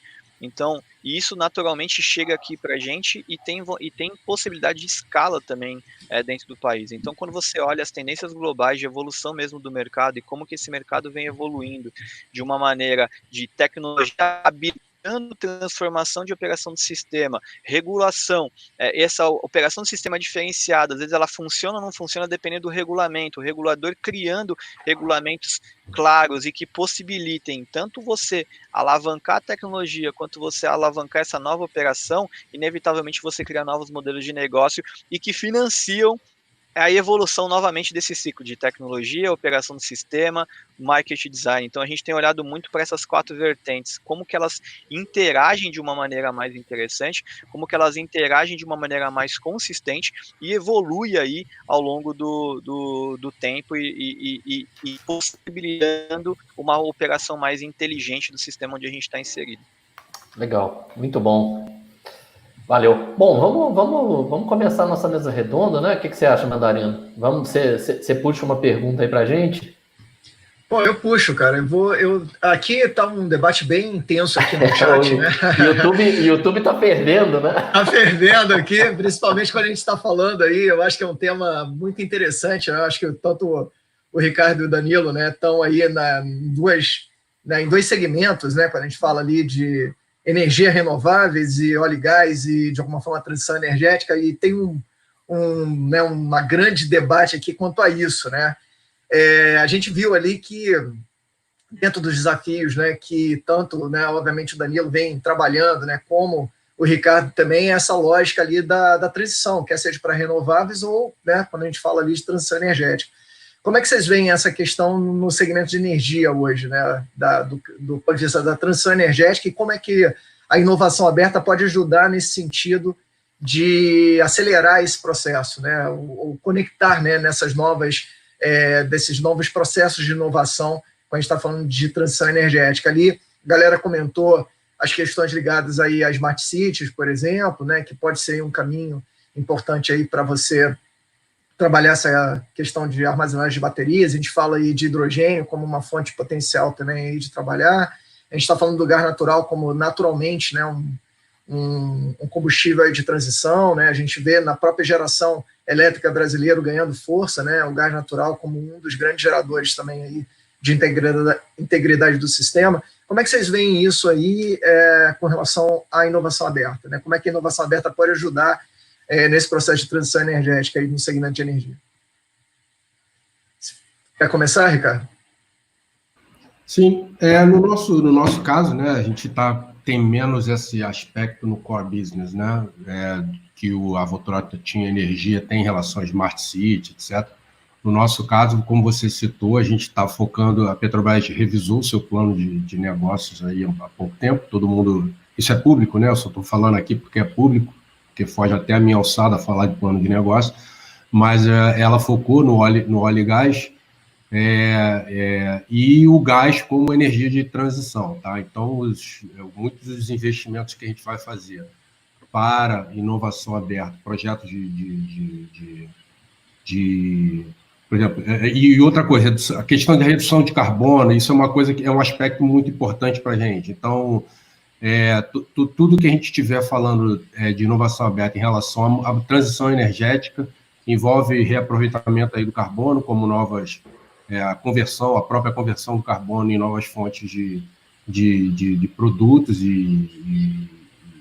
enfim, de produtos de valor agregado, e o gás é o nosso combustível de transição. Então, a gente continua fazendo pesquisa, tá, na área de novas energias, porém, o nosso foco hoje voltou para óleo e gás, né, e isso é a situação do momento aí, em termos de inovação aberta para a Petrobras.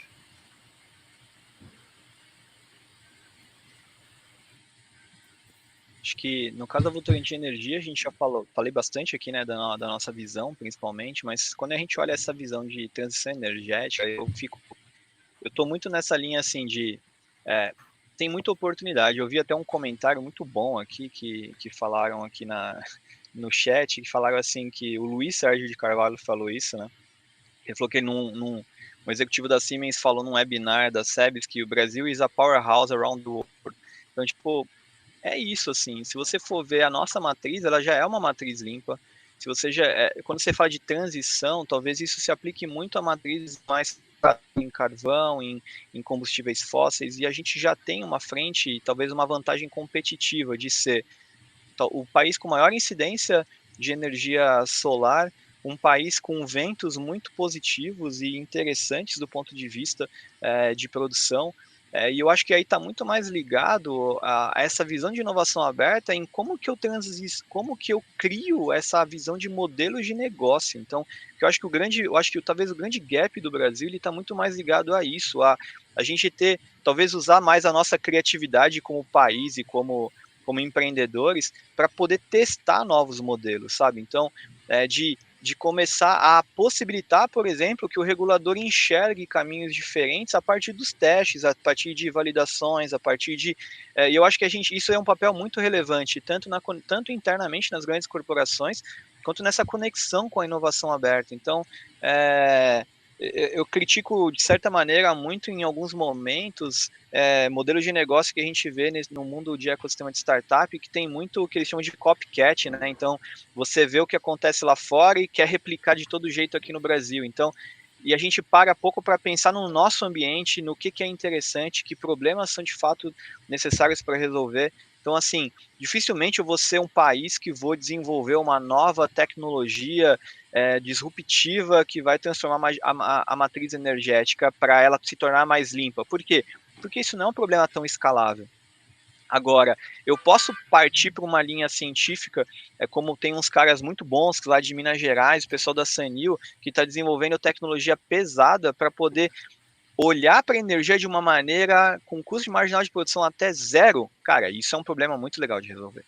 porque energia vai estar sobrando, e aí você realmente trabalha na transição de fato energética, que eu estou criando serviço em cima disso. Então, eu acho que essa conexão ela é super rica, só que eu acho que as conversas elas têm que ser muito mais direcionadas a, de fato, o que precisa ser feito para a gente contribuir, de fato, na transição energética. Então, acho que a gente já está numa posição muito interessante e muito privilegiada em termos de matriz, em termos de fontes. A gente tem excesso a gente, uma das maiores, tem excesso de petróleo, a gente tem energia muito boa, a gente tem energia solar, a gente tem energia eólica, a gente tem excesso de gás, a gente tem muita oportunidade em termos de produção. Então, querendo ou não, a gente trabalha na fartura, vamos dizer assim. Então, se eu paro e penso nessa linha, eu tenho que ter um foco diferente no modelo, eu tenho que ter um foco na forma de explorar, eu tenho que ter um foco de estudo melhor, de olhar para modelos de negócios interessantes e que façam muito sentido para a gente gerar valor de fato em cima de toda essa capacidade de produção que a gente tem. Muito bom, muito bom. Bom, Leandro, se você me permitir comentar um pouco, eu até estou lendo, como mandarino, estou lendo algumas perguntas. Eu queria, na verdade, puxar um pouco do que o Ricardo e o Danilo vêm reforçando na questão da importância de se desenvolver a cultura da inovação dentro de um ambiente corporativo, porque, obviamente, se você não tem um alinhamento estratégico para que a companhia olhe a inovação como um pilar estratégico, de fato, é muito difícil e desafiador, é complexo você conseguir inovar. E aí eu vou puxar 2 pontos.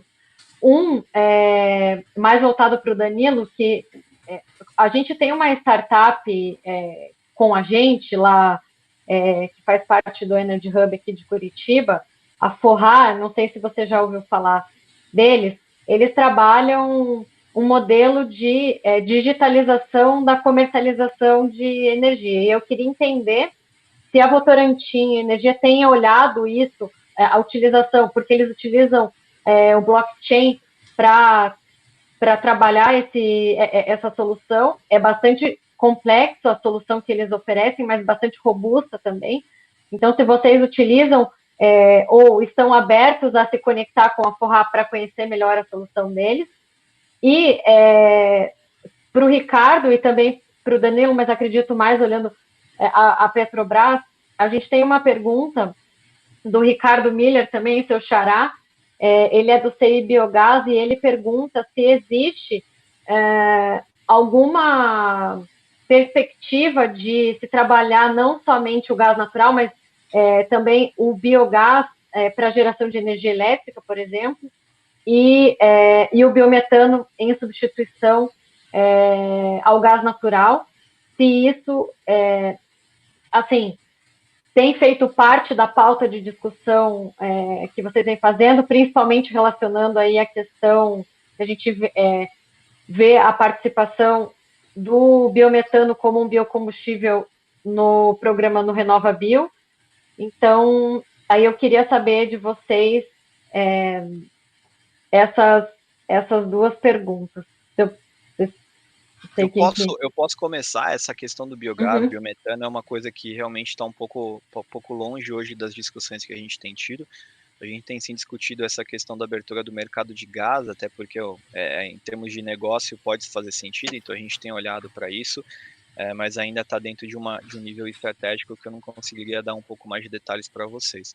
E com relação a Forrar, total, porque eu conheço muito bem o Igor, que é o CEO lá da Forrar, a gente tem conversado bastante, inclusive eu ajudei muito ele, a gente teve várias conversas, a gente sente que a gente ajudou muito ele até na construção dos P&Ds que eles acabaram de lançar aí para o mercado, né, com o pessoal da ES, em termos só de conversas, até de mentoria, assim, uma coisa que a gente tem conversado bastante. E para mim faz total sentido a evolução do negócio que eles têm. Então, assim, essa linha de você transacionar a energia pensando, por exemplo, acho que assim, ele é um bom exemplo, acho que até para quem está assistindo, acho que a Forrar é um bom exemplo da discussão que eu acabei de trazer nessa linha de modelo de negócio. Então, assim, você tem transição Então, você tem tecnologia disponível, você tem um mercado que tem muita, vamos dizer assim, tem burocracia, você tem muito intermediário, você tem... Então, poxa, será que no blockchain eu consigo dar segurança de rastreabilidade na transação, eu consigo criar evolução na linha do mercado, pensando em você dar segurança, de você fazer chamadas de margem para evitar, por exemplo, o que acabou acontecendo no final do ano passado com o default de algumas comercializadoras, porque você não tinha liquidez suficiente para poder transacionar. Então, acho que o modelo de negócio deles, eles ajudam muito a resolver esse problema. Só que, e é inevitável, o que eles acabam trazendo é um negócio que é super interessante e um problema muito sério. E aí, hoje, o que eu vejo, talvez, o grande desafio deles aí é como que eles estão atuando junto com esses novos entrantes que estão surgindo e surgindo forte. Ontem mesmo, teve uma live com o presidente da B3, falando aí sobre lançar produtos financeiros para o mercado, evoluir aí a questão de derivativos, então grandes players como a B3 entrando no mercado e começando a trabalhar essa forma, inevitavelmente você vai ter muito mais empresas olhando para esse tipo de mercado e essa separação entre energia e mundo financeiro. Então, dessa forma, eu acho que modelos como o deles são interessantes porque estão realmente transformando o setor e trazendo revolução. E o que eu acho que assim é encontrar o pace certinho ali e o caminho ideal para você conseguir entrar no nível de escalabilidade interessante e fazer o negócio acontecer de uma maneira mais consistente. Eu vou na mesma linha do Danilo em relação à pergunta sobre o biogás, que aí eu teria que endereçar isso para os universitários, especialistas lá da nossa área de bio e de pesquisa em gás natural, tá? Eu até peço para o colega me mandar a pergunta para o meu e-mail aí, rickramos@petrobras.com.br, que eu me comprometo a buscar a resposta e responder para o colega, tá? Eu não saberia dizer com precisão como é que está o nível da pesquisa nesse momento, nesses assuntos. Mas em relação ao outro ponto, a gente tem até um desafio, interessante a pergunta, porque a gente tem um desafio no edital que está ligado a essa questão do preço, da precificação da energia elétrica, né? A gente está aí, um desafio ligado a estimar a oferta e a precificação da energia elétrica através de análise de várias fontes de dados aí de energia. Então, eu não sei se exatamente assim, a gente está sugerindo algumas linhas de ação, né, Big Data, Data Lake, Machine Learning, não sei se blockchain se aplicaria, mas essa startup poderia ser uma candidata a oferecer. A gente já tem bastante proposta de solução nessa área aí, então é um caminho interessante, com certeza. A gente está olhando para isso, né, à toa que virou um desafio aí no nosso edital. Tá ótimo, obrigada. Muito bom. Mais alguma para a gente finalizar, Mandarino? Bom, pessoal, eu tenho, na verdade, uma aqui que é bem rapidinha, aí é de bate-pronto, né? Aquelas que você fala em uma palavra, né? Se por acaso, porque é mais ou menos isso assim, né? E eu acho que é aquela pergunta de $1 milhão também, que não é fácil responder uma palavra, mas se você pudesse colocar assim como a maior dificuldade hoje para vocês de se conectar com startups, né? Pode ser mais de uma palavra, mas assim, se pudessem trazer, né, alguns insights aí do ponto de vista disso, acho que seria bem legal aqui do pessoal, porque eu acho que dá uma visão aí de roadmap do que a gente pode tentar ir trabalhando, né, ao longo do tempo, né? Então, para vocês, assim, quais as maiores, né, dificuldades que vocês veem na conexão hoje com startups nas empresas de vocês, obviamente, né, e no ecossistema como um todo?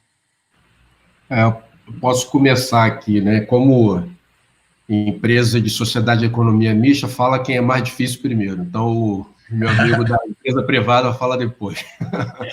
Então, assim, a gente tem eu acho que o arcabouço legal, né, que é o marco legal de ciência e tecnologia, e o decreto de encomenda tecnológica, e o marco legal de startups, eles precisam se conversar. A gente tem um arcabouço legal muito diverso e muito pesado ainda para facilitar a conexão de empresas estatais que têm um altíssimo poder de compra, né? Então, a gente precisa facilitar o mecanismo de contratação, a gente precisa facilitar o mecanismo de gestão, por exemplo, de uma pesquisa, da prestação de contas, da aplicação do recurso, Então, tem que flexibilizar mais a maneira de se aplicar esse recurso, porque a startup ela precisa pivotar rápido, ela precisa, às vezes, a oportunidade ela muda muito dinamicamente, então o plano de trabalho que ele pensou no início para aquela solução, né, a proposta de valor que ele construiu, ela mudou, e aí ele precisa reaplicar o recurso de outra maneira, então precisa flexibilizar essa aplicação. E outro ponto importante nessa indústria nossa, que é muito grande, é muito pesada, né, é a conexão da startup na cadeia de valor, né? As startups elas precisam se enxergar melhor na cadeia de valor. Então, eu acho que nós, como corporações, como corporate, a gente precisa explicar melhor isso, abrir melhor como a nossa cadeia de valor funciona, para elas entenderem melhor onde estão as oportunidades, porque se conectar diretamente com uma empresa do tamanho de uma Votorantim, do tamanho de uma Petrobras, no core business, não vai ser fácil, tá? E não tem como esconder isso. Em áreas mais corporativas, em soluções para áreas mais corporativas de gestão, já talvez seja mais fácil. Agora, no core business, talvez caiba a startup ser um subfornecedor, ela entrar no primeiro elo de fornecimento, no segundo elo de fornecimento.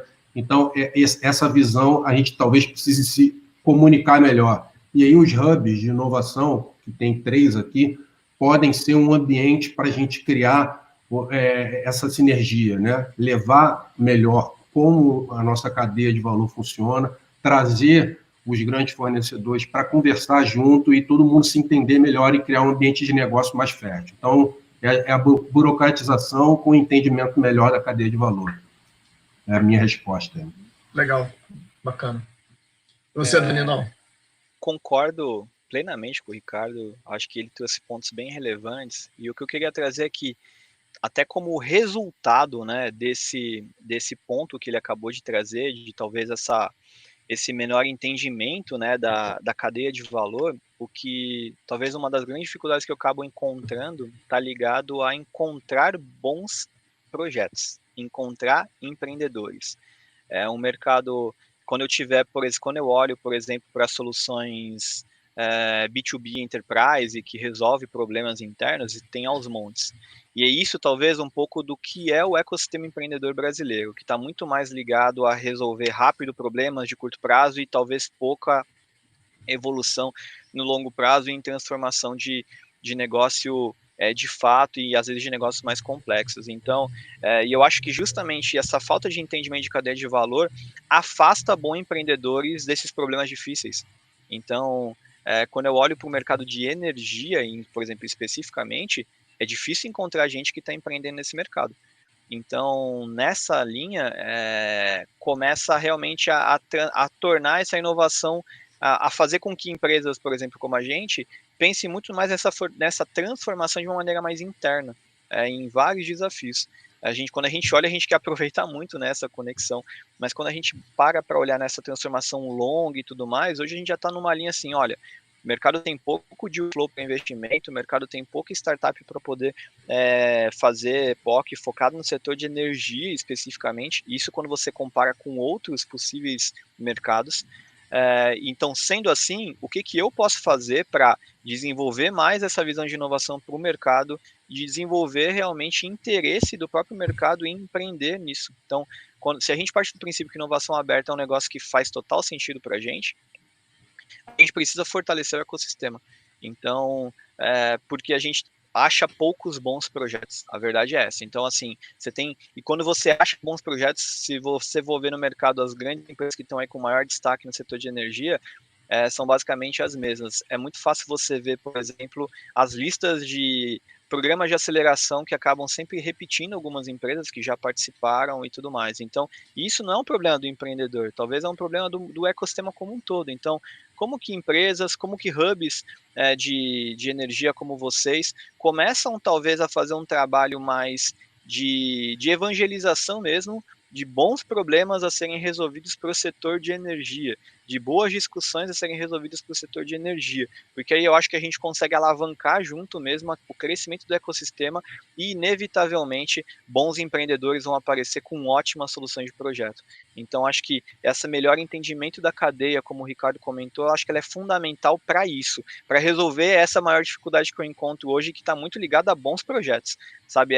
É difícil aparecer bons projetos numa linha de transformação e tudo mais. Então, o que acaba acontecendo aí o mercado se acomoda, né? Porque é um mercado normalmente mais tradicional, regulado, fala assim, não, calma. Agora, imagina se começa a aparecer muito bom projeto numa linha, por exemplo, do que a Renata comentou da Forrá, de caras que estão trazendo tecnologia pesada para resolver problemas sensacionais que existem no mercado. Então, se aparecer mais de 1, 2, 3, 10 caras que tá tentando resolver problemas como esse, inevitavelmente a roda do mercado gira e você vai acabar dando muito mais espaço para esse tipo de solução e para a transformação se acelerar dentro do nosso contexto.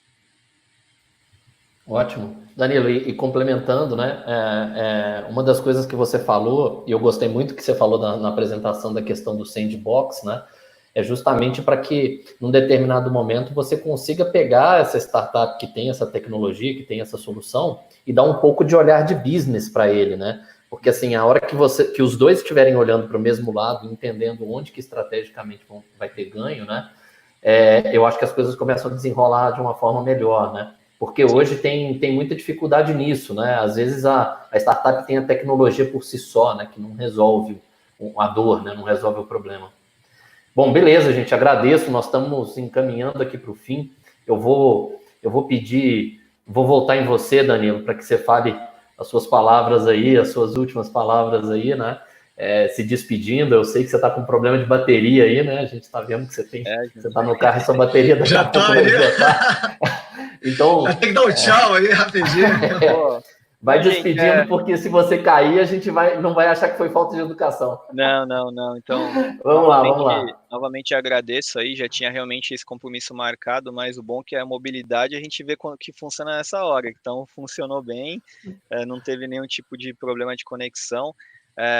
Novamente, agradeço aí, desculpa pelo cenário aqui, mas agradeço aí o convite de vocês, acho que foi um papo super interessante, é muito legal ter essas conversas e atuar de uma maneira consistente mesmo para desenvolver o ecossistema. Hoje a gente está muito, pessoalmente falando, eu tenho muito isso como missão, assim, como gestor de inovação no setor de energia, e até pela Votorantim Energia a gente está realmente se posicionando muito como esse facilitador do ecossistema. Então, como que a gente, enquanto empresa, tem a nossa responsabilidade mesmo de transformar realmente o setor e de ser alavanca de transformação. Então, estar aqui com vocês também faz parte desse nosso trabalho e dessa nossa missão, né, de desenvolver, de ajudar o mercado a se desenvolver e evoluir da melhor maneira possível. Então, agradeço novamente o convite, estou à disposição, vocês viram aí, tem meus contatos, a gente está realmente querendo escutar mais e ter mais conversas como essa aí dentro do mercado.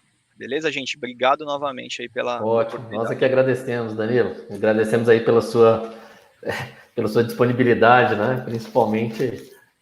Disponibilidade e mobilidade, né? Mobilidade, exatamente. Mobilidade, total. Foi ótimo. Vamos lá. Ricardo? Pessoal, também aí na linha do Danilo, eu só tenho a agradecer a oportunidade também de estar aqui com vocês. Acho que a gente juntou aí players que são importantes, né? Fica uma sugestão aí para os próximos eventos, da gente, de repente, trazer startups também para participar junto com os corporates dos eventos, porque aí a gente consegue trazer os contrapontos e vão sair discussões interessantes, né? E fico à disposição para futuramente conversar com vocês novamente, porque, como o Danilo falou aí, eu também tenho como metas para esse ano criar novos mecanismos, tá? Está na minha meta desse ano. Não, conexões não é o único instrumento que a gente está buscando tocar. A gente quer criar novos, né? Porque o edital em si ele é uma maneira de fazer conexão que tem uma liturgia pesada, ele leva um tempo para você selecionar, leva aí 6 meses até contratar. Então, é um mecanismo interessante, porque ele gera competição, a gente garimpa, né, bons projetos dessa maneira, como o Danilo falou, é um desafio a gente encontrar bons projetos, e a gente não está buscando projeto por projeto, então a gente quer solução, de fato, que gere negócio, que gere valor. Então, eu acho que foi bom escutar a fala da Votorantim, porque a gente percebe que a dor deles é a mesma que as nossas dores, e peço a vocês, como hubs, que continuem promovendo esse tipo de evento, quando a gente voltar aí aos eventos presenciais, que sejam presenciais e que conectem os elos da cadeia, né? Tragam não só os corporates, mas tragam também as prestadoras de serviços, grande, médio porte, e startups também, que, de repente, a gente começa a ter novas ideias de mecanismos aí frutíferos para o ecossistema. Esse é o meu recado final aí. Muito obrigado. Muito obrigado você também, Ricardo. Agradeço muito sua participação. Você quase deu um spoiler aí do que a Renata vai falar, né? Sobre essa interação que a gente vai fazer agora. Não foi combinado. Ah, legal. Não, ele fica na minha mente. Bom, isso aí. A gente já vai falar disso. Que é criativa para chuchu, pô. Pois é, a gente está preparando aí, a Renata vai falar, né? De fato, começar a fazer uma call aí, né, uma chamada aí para as startups que quiserem participar, né, num evento que a gente deve fazer, assim, semelhante a esse daqui, tá? Vou passar para o Mandarino agora, falar as palavras dele aí. Mandarino. Não, pessoal, assim, agradecer também, é fantástico a gente poder trocar. Eu acho que o espírito do Energy Connection é exatamente esse, né? A gente poder trazer pessoas que hoje vivem a inovação. Eu acho que esse é o grande ponto, não é aquela inovação teórica só, né? É inovação prática, né? Sabe exatamente quais são os problemas, as dificuldades de realizar a conexão, onde o calo aperta, né? Um pouco isso. Eu acho que isso é muito rico para a gente poder trazer para o ecossistema, porque a gente compartilhando os casos de sucesso, compartilhando também as nossas dores, a gente de alguma forma evolui, né? Eu acho que essa que é a mentalidade. E pegando um gancho, né, do que tanto o Danilo e o Ricardo comentaram, eu acho que o principal ponto quando a gente fala de hubs de inovação, e é um pouco desse esforço, né, que a gente está buscando, né, trabalhar aí dentro do setor de energia, né, de estruturar essa cadeia como um todo, é que a gente possa dar mais celeridade aos processos. Eu acho que é isso que os hubs buscam, né, gerar essa conexão de forma mais intensa, né, entre os agentes, né, não só entre as empresas e startups, mas também trazendo ali os mentores, trazendo as empresas de serviço, trazendo os investidores, por exemplo, o governo, as instituições, as associações, então colocar todo mundo dentro daquele mesmo espaço para que a gente possa resolver exatamente essas dores, né, ou as dificuldades que cada um desses agentes, de alguma forma, podem vir a ter. E eu já convido também, né, aqui, e essa magia, né, na verdade, ela acontece quando a gente consegue ter as empresas embarcadas também nesse processo. Então, eu acho que esse é o grande ponto, né, da gente conseguir executar. Então, muitas vezes a gente tem ali, né, nos hubs de inovação, o ovo e a galinha, né? A gente, né, não tem ali a empresa conectada, a gente consegue conectar muito bem os outros agentes, mas às vezes não consegue conectar tão bem as empresas, né? Porque muitas vezes a gente tem que ter ali um track record, a gente já tem que ter pessoas conectadas, né, empresas conectadas para que a coisa aconteça. E aí eu vou dar só um exemplo super rápido, né, de um hub setorial que vem tendo muito sucesso hoje dentro do Brasil, que é o Mining Hub, que é um modelo que eu acho que para a indústria pesada, como a gente tem, o setor industrial, ele é um modelo muito interessante. E eu vejo assim que as soluções elas vão sair da união dos vários agentes, das várias empresas que estão naquele segmento. Então, quando a gente cria um bom ambiente, a gente falou bastante disso de ambiente, a gente cria um bom ambiente para ter essa confiança e colaboração, as coisas acontecem. Então, o Mining Hub começou ali com uma ideia, né, há 1 ano e meio atrás, hoje tem 45 empresas conectadas, não só empresas ligadas à mineração diretamente, como também prestadores de serviço e agentes, né, da cadeia de mineração. Então, isso é muito interessante e é algo que, claramente, a gente tem como trabalhar no setor de energia, que guarda uma correlação muito próxima aos desafios, né, vamos dizer assim, e às dificuldades, né, que o ambiente de mineração também possui. Também possuem dificuldades, questões de riscos operacionais, questões de meio ambiente, impacto no meio ambiente, uma série de coisas que o setor de energia também possui e que foi possível eles criarem um modelo para que isso, na prática, acontecesse. Então, Eu acho que esse é o recado. Os hubs estão aqui à disposição, né, das empresas, das startups, para poder, e de todos os outros agentes, para poder criar isso, né? É a mão na massa, é essa que é a proposta que o Hub tem, tá bom? Então, obrigado aí, mais uma vez aí, fantástico aí o debate de hoje. Dia 15 temos mais outro, né? Eu acho que essa fala final da divulgação vou pegar para mim.